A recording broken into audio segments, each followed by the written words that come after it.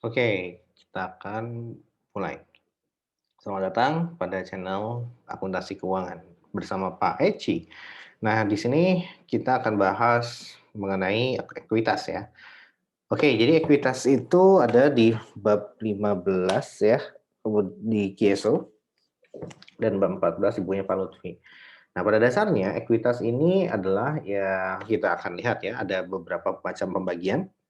Pertama adalah konsep dasarnya, kemudian definisi sumber dan komponennya, kemudian baru kita akan bahas tentang saham biasa, kemudian kita akan bahas mengenai saham preferen terakhir ya. Jadi ada 4 pembahasan besar dalam, bab ekuitas ini. Nah, oke, pada pertemuan ini kita akan berbicara mengenai konsep dasar perseroan ya. Jadi pertama, eee, ekuitas itu erat kaitannya dengan saham tentunya ya, cuman, saham perlu kalian ketahui bahwa saham itu tidak hanya, apa namanya, tidak hanya bentuk hanya merupakan salah satu dari bentuk entitas bisnis gitu ya. Nah, yang ini nih, jadi ada 3 bentuk entitas bisnis lainnya. Yang pertama adalah perusahaan pribadi, ya, kemudian yang kedua adalah, eee, persekutuan, ya, CV, ya. Kalau ini perusahaan pribadi itu seperti usaha dagang dan sebagainya. Nah, persekutuan seperti CV, firma, Pak Eci dan rekan, misalkan seperti itu, ya. Kemudian baru perseroan. Nah, perseroan inilah bentuk umum, ya, bentuk umum dari perusahaan yang ada di Indonesia. Ya, seperti itu, yang ada di Bursa Efek semuanya adalah dalam bentuk perseroan. Nah, ketika berbicara mengenai saham, maka kita akan berbicara mengenai bentuk entitas bisnis berupa perseroan, ya. Nah, perseroan itu sendiri kita harus tunduk pada hukum yang berlaku di Indonesia, ya. Yang pertama pada Undang-Undang Perseroan Terbatas di Undang-Undang 40 tahun 2007 itu awalnya. Setelah diubah terakhir dengan, Undang-Undang 11 tahun 2021 tentang Cipta Kerja ya, yang sempat heboh, oke. Nah, dari situ, eee, kepemilikan perseroan itu bentuknya adalah sistemnya saham ya. Jadi pembagian modalnya itu dalam bentuk saham gitu ya. Jadi kalau misalkan kamu memiliki saham di PT A, B, C berarti kamu apa namanya, eee, bentuk kepemilikan bukti evidence bahwa kamu sudah memiliki, bagian dari sudah menyumbangkan sebagian modal untuk perusahaan tersebut, itu evidence-nya adalah saham, ya seperti itu. Nah, saham itu sendiri ada 2 ya, ada yang listing di Bursa Efek dan ada yang non-listing. Nah, yang kita bahas sekarang yang di, Kieso, yang di buku Pak Lutfi, itu adalah untuk perusahaan yang listing di Bursa Efek ya. Jadi kita belajar PSAK ya, PSAK-nya PSAK 50 dan PSAK, 53 dan juga PSAK-nya PSAK 71 karena saham merupakan instrumen keuangan ya. Nah, seperti itu. Jadi, mmm berbagai macam sebenarnya PSAK kita cemplungin ke dalam pembahasan ini ya. Hanya saja tidak akan di-state, "Oh ini di mana nih PSAK-nya?" Nanti kalian silakan baca sendiri ya. Nah, di sini berupa rangkuman saja. Nah, sehingga, yang perlu kalian pahami adalah bahwa semua PSAK tersebut digunakan oleh perusahaan yang listing di Bursa Efek ya, seperti itu. Nah, kalau saham itu sendiri ada hak-hak yang, menjadi apa namanya, privilege bagi si pemegang saham ya, bagi investor. Pertama, mendapatkan bagian laba, tidak hanya laba tapi rugi juga ya, seperti dividen ya, ini dividen. Kemudian memiliki hak karena kita pemilik perusahaan, maka kita memiliki hak untuk memilih dewan direksi.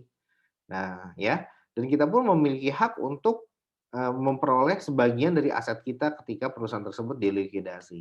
Nah, seperti itu ya. Jadi, ada berbagai macam hak ketika kita memiliki saham suatu perusahaan. Dan yang terakhir adalah preemptive right atau hak untuk memesan efek terlebih dahulu. Nah, ini namanya HMET ya, TED.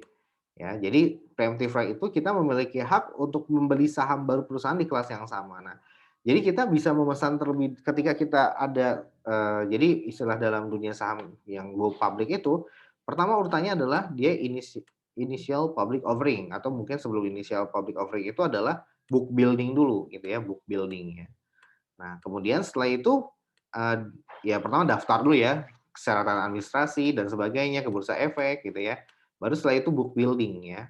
Setelah book building, yang kedua adalah apa? Yang kedua adalah barulah misalkan semua administrasi terpenuhi, kemudian sahamnya juga ada yang memesan, barulah kita memasuki fase initial public offering ya, atau penawaran umum.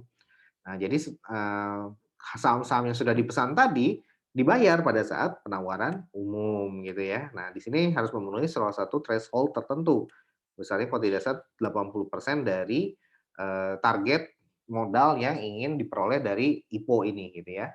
Misalkan IPO-nya 200 miliar gitu ya. Nah, target dari IPO ini adalah mendapatkan duit sebesar 200 miliar gitu ya. Maka 80%-nya itu harus terpenuhi ya. Berapa itu? Sekitar 160 miliar. Nah, seperti itu kurang lebih ya. Nah, kalau tidak terpenuhi maka dia nanti dibatalkan ya, dibatalkan. Akhirnya tidak terpenuhi IPO-nya. Ya sudah, nanti duitnya dibalikin kepada para pemegang saham para pembeli yang apa namanya, yang memesan saham tersebut ya. Nah, preemptive right itu adalah apa? Hak untuk memesan efek terlebih dahulu. Sehingga apa? Sehingga ketika habis IPO gitu ya, nah pemilik lama itu kan sudah ada tuh ya, jadi yang ada di ADART gitu ya, atau di akte perusahaan.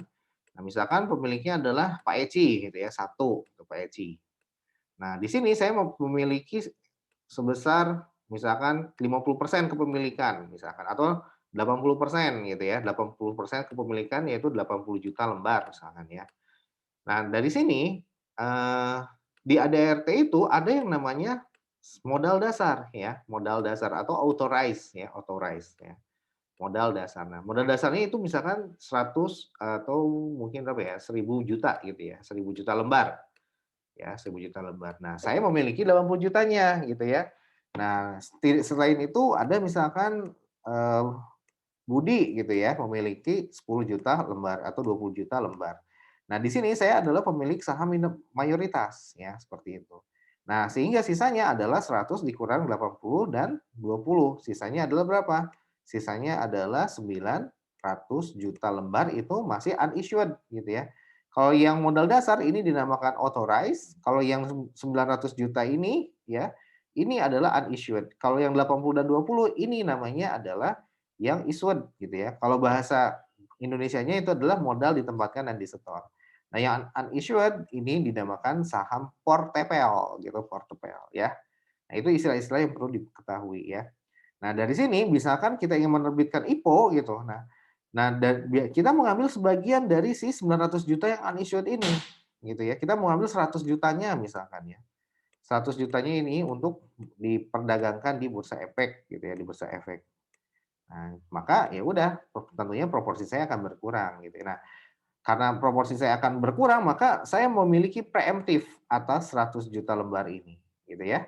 Sehingga ya itu yang dinamakan preemptif. 100 juta lembar ini saya ditawarkan dulu ke saya sama ke Budi gitu ya.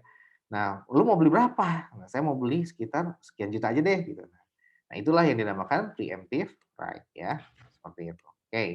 Kemudian, variasi saham itu ada 2, ada yang saham biasa, saham preferen yang kedua. Nah, saham preferen ini istimewa ya, jadi, saham biasa itu saham yang nggak istimewa.